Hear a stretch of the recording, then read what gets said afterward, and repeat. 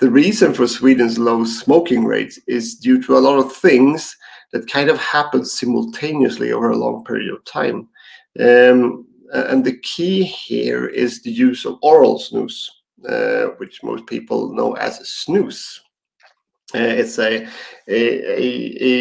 form of tobacco that you use in your mouth. Hello, world. Welcome to the Vaping Unplugged Podcast. Everything you need to know about vaping and tobacco harm reduction. Hello, dear vapers. My name is Liza. I'm WVA's community manager, and you're listening to the podcast Vaping Unplugged. You can listen to our podcast on YouTube, Amazon Music, Spotify, and Apple Podcasts. As you already know, we are discussing vaping worldwide, and today we will be discussing an amazing real-life case study from Sweden together with Stefan Mathisson, who is a journalist, vaping proponent, but first of all, a vapor himself. Hi, Stefan, and thank you very much for joining us today. Thank you very much, Lisa.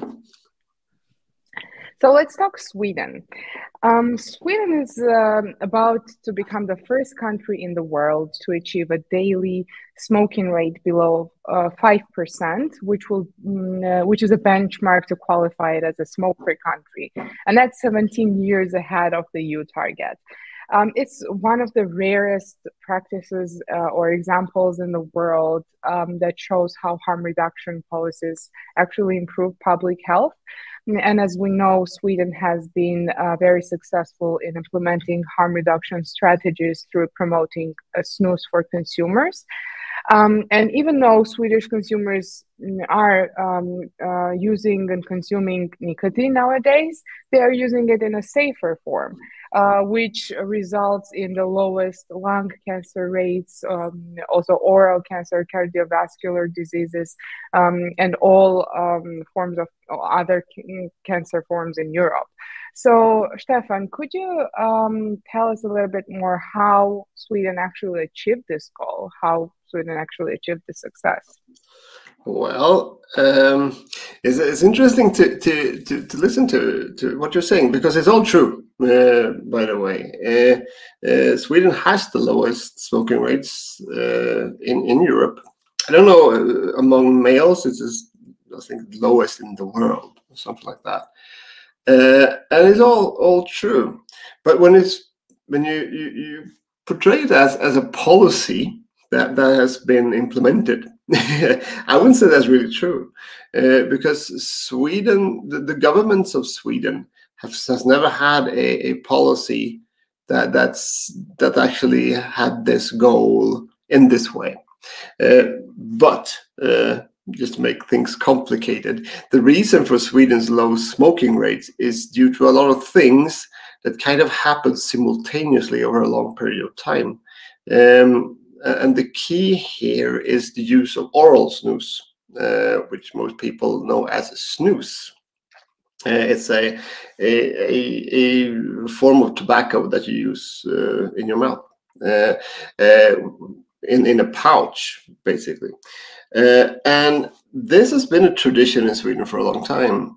And the company that sells snus in Sweden, Swedish Match, has really promoted the product as an alternative to smoking. But they have done so in opposite of the public health agency. They have done so in opposite of many governments during the years.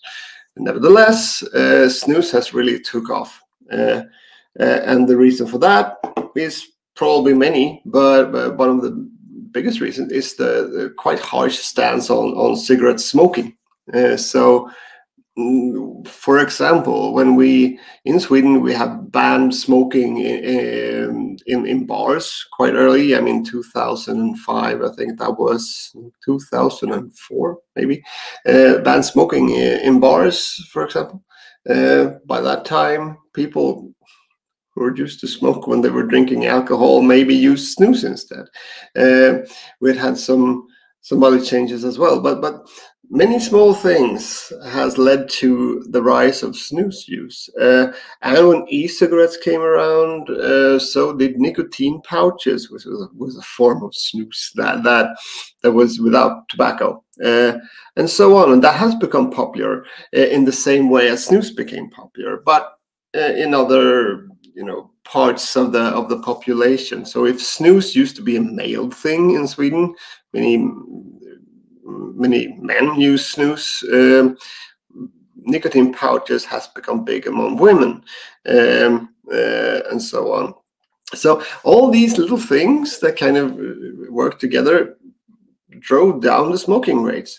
But as most people in the harm reduction community, especially here in Sweden, would say, not because of any policy or anything, just because use has been allowed here.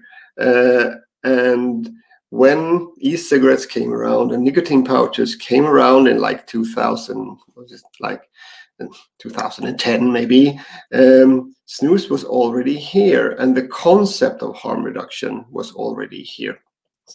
Tobacco harm reduction, that is. So my take on all this is that when we now, 2023, talk about harm reduction for smokers, Swedish politicians have a good idea of what it is and what it means. So now we're starting to get a kind of a more decent discussion on tobacco harm reduction, even within the governments. But the Public Health Agency has never been pro-harm reduction in Sweden, ever. They've been anti-harm reduction and been promoting bans on flavorings, bans on where you can use snus sometimes even. So it's a difficult thing to understand, but it happened here in Sweden. And as a tobacco harm reduction proponent, I mean, it's an interesting development to see. Definitely. And it's very interesting that you're formulating in a way and telling us the story, because it showcases the power of consumer, actually, because if consumers were using those products and it worked, it's really good that now harm reduction strategies are being implemented. But despite that, like in Sweden has shown us that THR works. The smoking rates were dropped by 55%, right? So it's like a huge improvement for public health. Nevertheless, the EU and WHO are still fighting harm reduction policies, even though they seem to have the same goal as us. They want to drop smoking rates, they want to drop cancer rates. So what do you think is the reason policymakers are taking smoking cessation, for instance, in the EU? Don't they know much about harm reduction, or do you think there are any other reasons? I think part of the answer is the last thing you said there, knowledge about what harm reduction is and what snus is, for example, or like nicotine pouches. If you're gonna have the Swedish example, snus has been around for a long time here, and as I said, right now when tobacco harm reduction is really a political issue, it served us well here in Sweden that politicians knew about it, and they knew about what snus was, and they kind of realized that snus is a thing, or oral nicotine is a thing, and people are using it, and it doesn't seem to really do any harm in really any big sense. So they knew that in Sweden. I mean, in Europe, they banned snus before we joined. So there's no experience of snus or oral nicotine products. And the only really, the product that they are actually know anything about are e-cigarettes, which is a good thing, but it's not like a tradition that's been around for 100 years. It's like a tradition, and it's not even a tradition, the electronic cigarettes. It's quite new technology, 20 years. It's new, but it's new in some cases. So I think the reason there's so much hesitation around this is part knowledge, and the knowledge that has been passed around has not been passed around by the right entities. I mean, the nicotine market is just that. It's the market. Consumers are part of the market, and we can change things like in Sweden and in Great Britain, where e-cigarettes are popular. We can change with our wallets what we buy. We don't buy cigarettes. Well, That's good. we can do that. But there are other players as well. I mean, like the tobacco companies, for example. They are basically on our side now because they want to sell harm reduction products, most of them, which is good. But then there are the others, like the pharmaceutical companies. I mean, they had a tight grip on the market for tobacco or cigarettes cessation for a very long time. They spent a lot of money, creating nicotine replacement therapies, and spent a lot of money lobbying to doctors and stuff like that to accept these products as a way to quit smoking.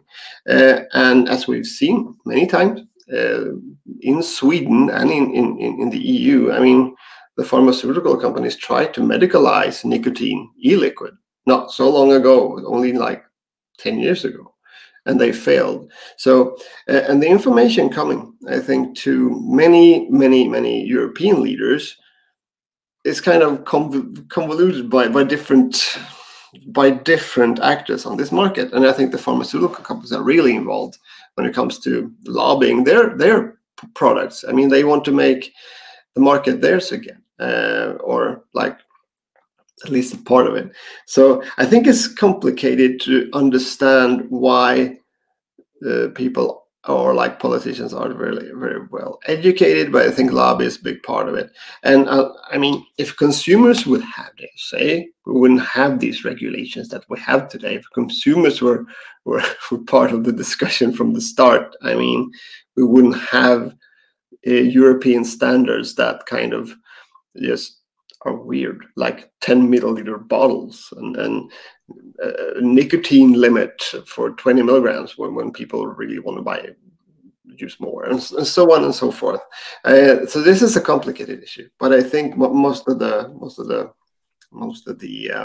explanations are in who are giving the information to the EU politicians. So you've already mentioned consumers, and from what you said, I can understand that the very fact that policymakers are fighting harm reduction practices around the globe, not only in the EU, is coming against what consumers want and need, actually. And I want to ask the next question. So if the EU WHO achieve the aim towards they are moving, what do you think will be the result for the consumers then? Well, the results for the consumers, I mean, depending on who you're calling the consumer. I mean, if we were talking about we who vape or we who use nicotine pouches and stuff like that, for us in Europe, I don't think it would be much of it wouldn't be a big thing, but we can get the products because it's hard for the EU to, or the WHO to kind of touch already in place legislation. For smokers, it would be horrible. It is horrible. It would be status quo. Nothing really happens. I mean, if you have like countries in Africa and if you have like India or Asia where smoking rates are really high, and people are dying from smoking in a much bigger extent than they are in Europe or in Sweden, where cancer rates, for example, are low. I mean, if you get a ban like you have in India on e-cigarettes, where people buy cigarettes or different forms of smoking tobacco, I mean, it's horrible to see what's happening. On the other hand, I mean, if the WHO goes through with their plans that they're planning now, the really demonization of nicotine and anything but pharmaceutical products. Mention what I said earlier. I mean, there's a reason pharmaceutical products are being taken off the list. That's not the problem. Vaping is a problem, or nicotine pouches are the problem. But I mean, results. I think we're seeing the results now. I mean, even though the WHO are really harsh on vaping and nicotine products, I mean, the numbers are still rising, aren't they? And people are using these products anyway because smokers want to use them, consumers want to use these products. And I think they can't stop it in the long run, but I think they'll be more and more clear on where their interests lies in this issue. And I think there's going to be much more battles to come for us. I don't know if that answered your question. It's a hard one because it's you see different legislations in different countries and different all around the world. I mean, the WHO has a big impact on certain countries, but I don't think they have a big impact on other countries. It'll be interesting to see what happens when the WHO now doubles down on vaping products, and see what happens in countries like Sweden or Norway or the UK or New Zealand or Japan, where they really are seeing the effects of harm reduction products when it comes to smoking, and see how they react to this. I talked to a politician the other day here in Sweden about the WHO, and he wasn't really that concerned when it came to what the WHO recommendations are going to be, because, I mean, he represents the political party that is ruling Sweden now and has a harm reduction policy. And he said he wasn't worried at all about what the WHO would say. I mean, screw that. I mean, we have low smoking rates in Sweden. We know it's because of snus and oral product. Doesn't matter if a big organization says differently, because they can change the numbers in the end. Mm-hmm. Yeah, I think it's important whenever we see as consumers, as vapers, as users of harm reduction products, wherever those products are at stake, are threatened, we should make sure that we raise our voices and actually be loud about our stance and how it helps us. And that brings me to my next question. So last week you have participated in a demonstration, Beat Smoking Like the Swedes campaign. It was organized by the WVA, but also Swedish consumers, vape shop owners, local organizations such as You for Snus and New Nicotine Alliance Sweden. And I wanted to ask you about your experience with this demonstration. What was the main message? Why did you participate? Well, it was fun. That's the most important part. I think we need to have fun with the tobacco harm reduction movement. That's why I like what the World Vapers Alliance are doing. I mean, you're making activism fun. I think that's important. And of course, it's hard to get vapers and snus users in Sweden to get off their butts and do things. But it's interesting to see what happens when you do it. So the reason I participated in that, or with my organization, Vejpkollen is my job. I cover what you in the World Vapers Alliance do. So one of the reasons I participated was to cover it for Swedish vapers, to see what's going on. And I think the message of the manifestation, I mean, killing cigarettes with Vikings, it's quite symbolic, and I think it's something I don't think many Swedes really see much. And people who are walking by, seeing the cigarette get beaten down by Vikings, worked. I think you got lots of attention, and also, I mean, politicians in Sweden usually aren't really aware of the situation we have here in Sweden when it comes to low smoking rates, because we're so used to it. So international attention kind of makes a difference, I think. So that's one of the main reasons I joined the project. And also, it's nice to meet other people within the industry and with the vaping community. I mean, industry in Sweden when it comes to e-cigarettes is kind of a bit separate from like the snus industry. The snus industry is really big here, and they have lots of lobby power, and they can really be persuasive. The other ones, like the vape shop owners, they're from a different place. They're like in other countries. They're from the garages of Sweden, and they grow up, and some of them have become important players, especially since the disposable market took off here. So I think my contribution to the the quit smoking like the Swedes campaign was basically to get the vape shops owners involved, because they are more and more becoming a part of the harm reduction movement here in Sweden in a different way than snus users have been. And I think the companies are, most vape shops today are selling nicotine pouches as well here in Sweden, besides e-cigarettes. I think the vape shops, just to make a point with vape shops, I think vape shops are going to have a really important part to play in the coming years, as they become more and more, how can you say this without sounding harsh, marginalized by the disposable market. I mean, disposable e-cigarettes, snus, nicotine pouches, these are really, really attractive commodities for like the mainstream stores. And they are going to take over that market. I mean, you can buy disposables in petrol stations in Sweden. You couldn't do that 5 years ago. Petrol stations have always been selling snus and nicotine pouches, but now they sell disposable vapes as well. And this has been like the vape shop market before. So I think in the future, the vape shops are going to have to become something else than what they are today, more like harm reduction specialists and stuff like that. And I think that's important. I think that's something that the vape shop owners need to realize as well, because they've always been in touch with the consumers and been consumer driven in a different way than like Circle K has or those. Yeah, definitely. I agree with you. Actually, we have been in contact with a lot of vape shop owners because they are activists themselves. Like, it happens very often that vape shop owners are people who struggle to quit once, and then they quit through vaping, and then they decided they want to provide with harm reduction products other people too.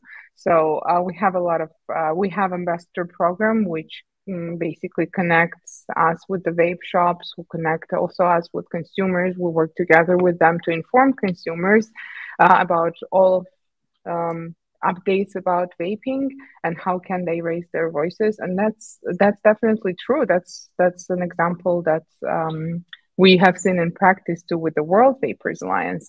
And you have been talking about vaping now specifically, apart from snus. And I want to ask you my next question. So why do you think vaping tends to be under attack? Do you think that's because there is a massive misinformation? Are there any myths about vaping? And if so, how do you think we should fight it? Well, the reason vaping is under attack, I think it's been attacked all over the world, under attack all over the world for a long time now. I mean, for like 10 years, really under attack. But and I think the reason for it being vaping under attack is that it's easy to attack vaping. I mean, vaping began as kind of a small commodity. And it became really popular quickly. And when something that contains nicotine becomes popular quickly, you're gonna get you're becoming an easy target for politicians who wants to make a statement or something like that. But also, I think the reason it's under attack is because it is really threatening in a market that has been quite tight between different companies, as I said before. I mean, tobacco companies sold cigarettes, period, except in Sweden, where they sold snus as well. And the pharmaceutical companies, they sell smoking cessation products, period. And then we have a market where they kind of compete under customers. The pharmaceutical companies has always been the good guys in this. They have funded quit smoking lines. They've funded lobbying for legislation making it harder for smokers to smoke. And then they sell their products to smokers who needs to quit because they are for different reasons. And the tobacco companies has never been touched at all, basically. I mean, taxes on cigarettes. I mean, come on. People will buy cigarettes anyway.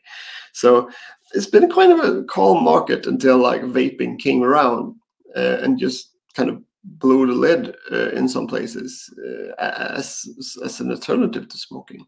The tobacco company realized that this might be a thing, and I don't know, now they are selling the products. They haven't been that selling e-cigarettes for many years now, but now they are, and they developed their own vaping devices like the IQOS from Philip Morris, a technology that heats tobacco, which other companies also picked up.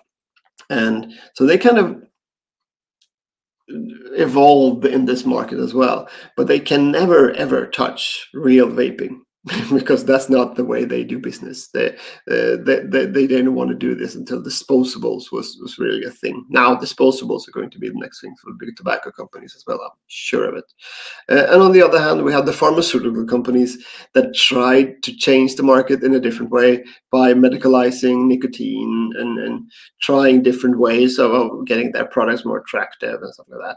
But still, vaping has not been touched by this because vaping is such a consumer-driven thing. I mean, it's the small business owners finding customers with us, the consumers who has demand. We have demands on what we want. So, in that scenario, the reason vaping has been under threat is because of this. I think strong groups within the lobby businesses are really pushing against vaping because it's an easy target for them and no one really wants it there, but it's there and it's growing. So that's one of the reasons. Now I forgot the last part of your question. It was what we can do about it. Or I mostly asked you about the myths. If you think there are any misconceptions, like in terms of misinformation on vaping, because many people falsely believe, even the consumers who might be struggling to quit might believe that vaping, for instance, is more harmful than smoking or equally as harmful. Why do you think that happens? How can we fight it? I think it's part of what I was going for earlier. I mean, this debate is really infected because of the situation of the nicotine market. I mean, to get real information on health risks of vaping is really difficult today because everyone's saying different things because they listen to different people. I mean, the science is there. I mean, we look at the UK or the US or anywhere where real science has been done on vaping. I mean, things are pretty clear on what the risks are. Even the absolute risk are pretty clear if you look at the science. The relative risk with smoking is undisputable. It's like it's hard not to see it when it comes to comparing smoking and vaping. But I think this infected discussion really affects what goes on in the media as well. I mean, the media has been very anti-vaping. Lots of media sources are really anti-vaping. They try to be anti-nicotine now because the lobby organization working for a nicotine-free society. I mean, basically paid by the pharmaceutical industry, if you ask me. The way I see it, I mean, I'm not conspiratorial about this. I've seen it, I mean, many times how this works. But so I think the misinformation is really meant to be there. They want to cause a debate on these products for a reason. And you can compare this with like the climate issue that's been going on for like longer time than this has. I mean, 30 years ago, like 25 years ago, it was quite clear what the greenhouse effect was doing to the climate. We're changing the climate by basically putting out too much carbon dioxide in the air. There's no question, and the climate is changing. The way that discussion went then was that the strategy from like the oil companies and stuff like that, don't really know where, but was to cause doubt in this scientific knowledge. Cause doubt. If you cause doubt in something, you can always say that we don't really agree on what is good and what's bad when it comes to policy. So, and that is what's happening within the nicotine debate as well. The science is there, but those who want something else when it comes to policy, they cause doubt. and they only need to cause it once. They can use that for their lobby purposes. And I think that's a consumer, you get caught up in all this. You read the media or see media talking about risks of e-cigarettes, or like risk for using snus pouches and snus and stuff like that. If you only see that in the media, you see the risks and not much of the benefits. It's going to be hard to like make the switch from a cigarette to an e-cigarette, because in the e-cigarette you find the debate going on that this is supposed to be less harmful than smoking, but we've been fooled before by the tobacco industry, because they said this and that about cigarettes, and we had light cigarettes and they were just as dangerous. But no one really understands the technology of an e-cigarette. But in the end, if we're going to come to the what we can do, I mean, what we can do on our side when it comes to tobacco harm reduction side, we have time. And I mean, time will tell if e-cigarette use was less harmful than smoking. We know it is. We have the science. We know it is. But to convince that the bigger parts of smoking, the smoking population, we need time. I mean, we've seen it with snus. Time was the issue here. We've been using snus for a very long time. We have the epidemiology to prove that snus is really not that dangerous for your health. And it's hard to dispute that. I think the same thing will go for e-cigarettes. And the second part, I mean, we're going to get very soon we will get a critical mass of nicotine users that use e-cigarettes, and that's through the kids basically. We have a situation where disposable e-cigarettes is basically flooding the market all over the world.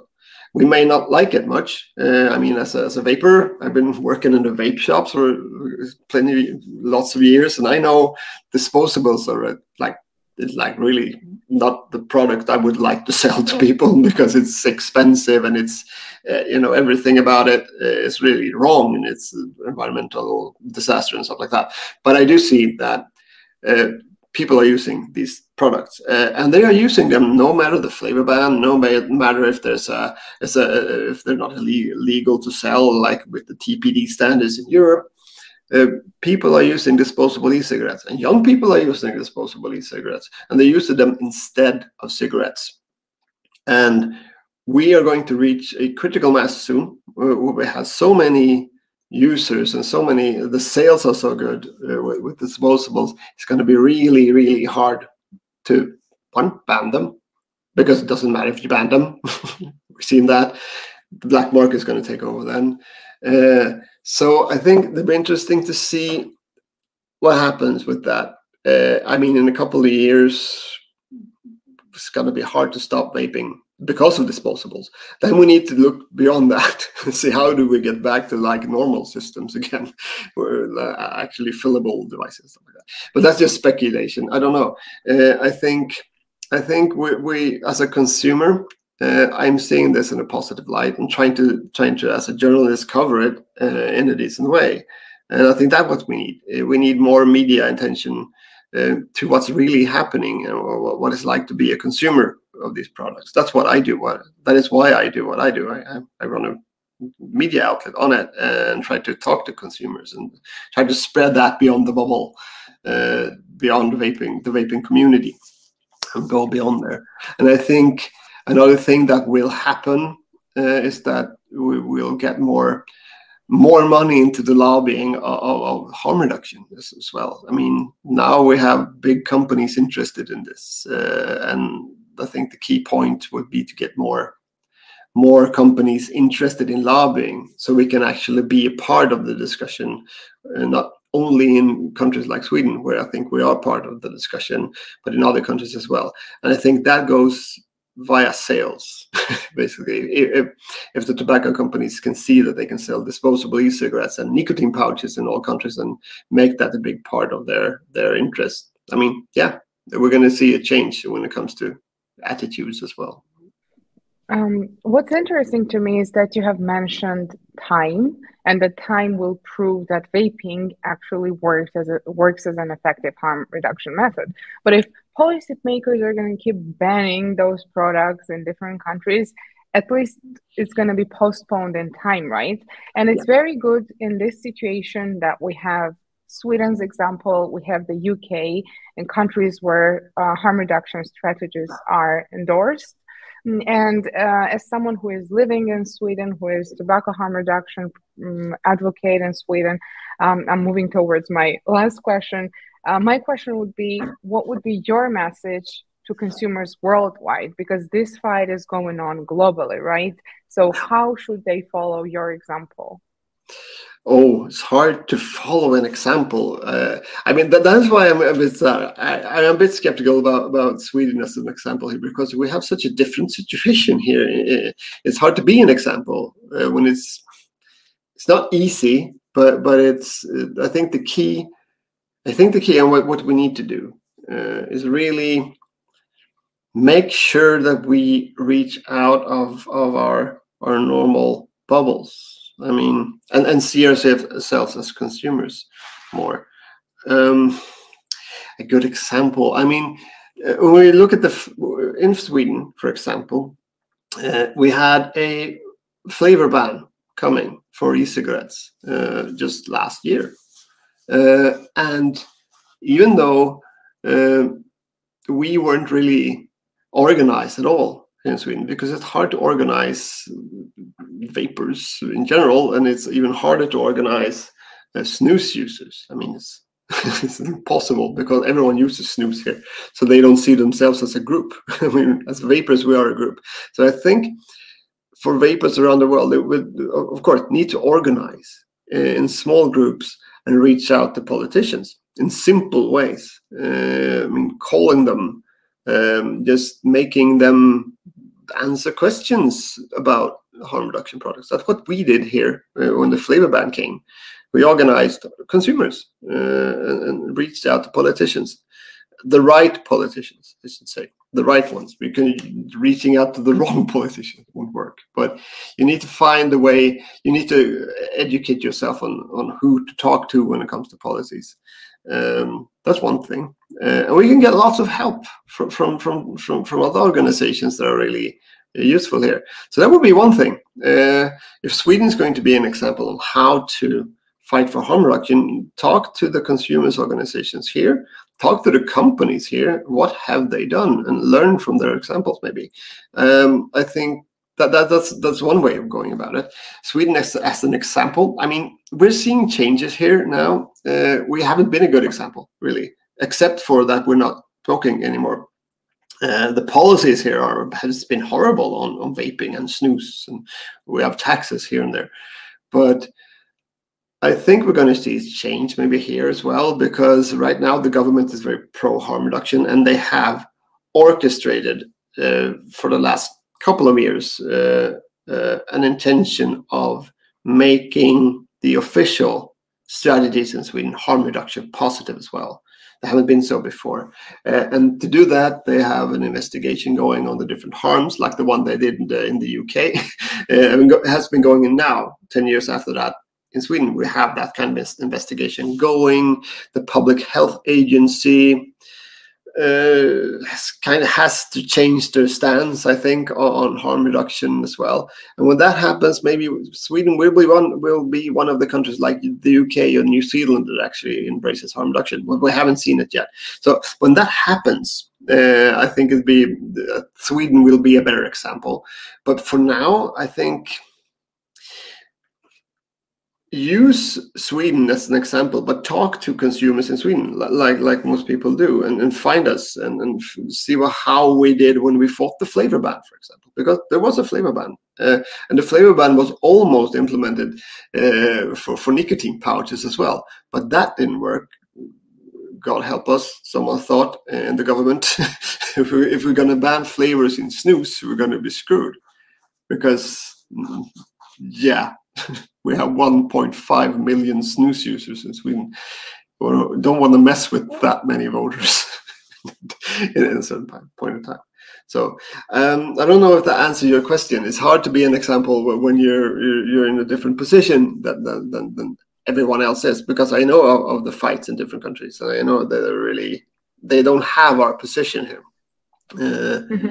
So maybe, I mean, another small point, as I made about disposable e-cigarettes and nicotine pouches. One thing that will happen is that these products will really take off in every country. I think the black market is going to flood every country.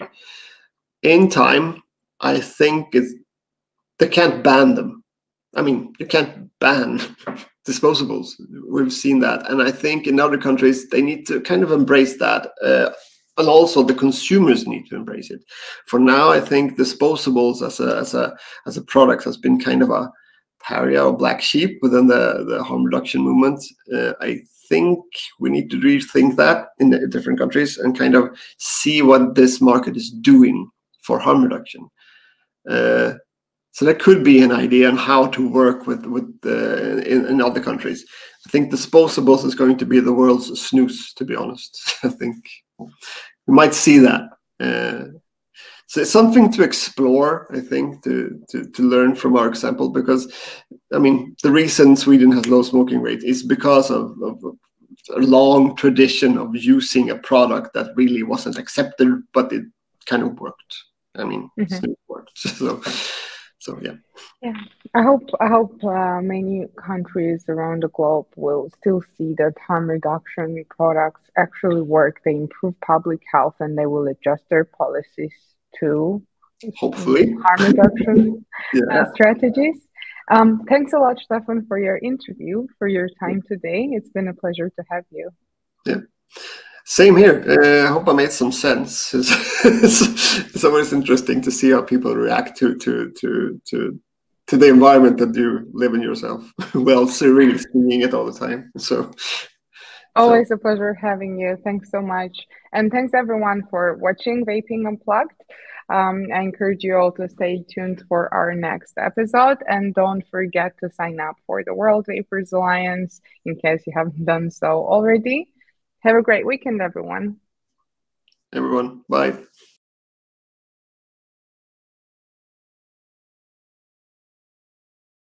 Hi everybody, I'm Bengt Wiberg, one of the founders of the EU for Snus movement with members from more than 100 nations. We fight to allow snus and any safer nicotine alternative to smoking within the European Union. Privately, I'm a snus pouch inventor. The Swedish experience of snus is really a huge thing, because in Sweden we consume the same rate of nicotine as all the other European Union countries average, but we have less than half of lung cancer, oral cancer, cardiovascular diseases as compared to the rest of the Union. And this comes from Sweden having, Swedish people have the freedom to choose safer alternatives to smoking. So my advice to the European Union and to the World Health Organization is copy-paste the Swedish regulations and you will see smoking rates drop. So my name is Atakan Befrits. I am again just recently voted as the chair of the Swedish Consumers THR organization, NNA Sweden. That is an amalgamation of EU for Snus and Swedish Vapers Association and NNA Sweden. We are working as hard as we can to get a national acceptance and acknowledgement of tobacco harm reduction in the form of snus and now in the form of pouches here in Sweden, so that is a basis for our policy exports to the EU and also the EU to the rest of the world. Because doing one thing and saying another is not going to be useful for LMICs. And LMICs is where 80% of current smoking initiation takes place and where 80% of smoking related disease and death will happen over the coming 40 years. harm reduction in Sweden came about in late 1500s, so it's been around for 300 years. It's been used by only men, only blue collar, up until circa 1980. And then between 1980 and 2000, a massive switch among white collar men, only exclusively. And from 2005 somewhere, it started happening in women as well. And that is something that pains me to say that that should not happen in the rest of the world. We should not leave women behind. We shouldn't leave anybody behind. That's sort of a important part of the SDGs, leaving no one behind. So we need to accept as a nation that we have tobacco harm reduction, that it has been massively useful, massively beneficial, very little harm, and that is what we need to export. That is a view that we need to export. I'm Fritte. I'm a vape distributor in Sweden. Why I became a vape distributor in Sweden, because I grew up in a family home where everybody was smoking, and I saw people going ill. I saw friends stop trying to quit smoking, and nobody managed to do it properly, except for one guy. He picked up a vape, and that's where my tale starts. Smoking has been around for over hundreds of years, and it's been nurtured into our society in a way that it's a mature thing, it's an adult thing to do, and it's a good pastime. But for about 100 years ago, we realized it was dangerous. It was not maybe so super good, and we held that perspective that it was not bad for you to do until like 50s, 60s somewhere. And now we are in a movement where we are actually shifting out cigarettes. Even tobacco companies have now come to the cross and are shifting out their regular cigarette products. But they want to cap the market. So between big tobacco and big pharma, they want to cap the nicotine market. Now, there's a wide misconception out there that nicotine is the enemy. Nicotine is actually not the enemy. Is it health? No, it's not healthy. But it's not as bad. What's actually killing you with a cigarette is the combustion. It's the tar, it's the carbon dioxide. That's what's killing you. None of those are in a vape or in a nicotine pouch.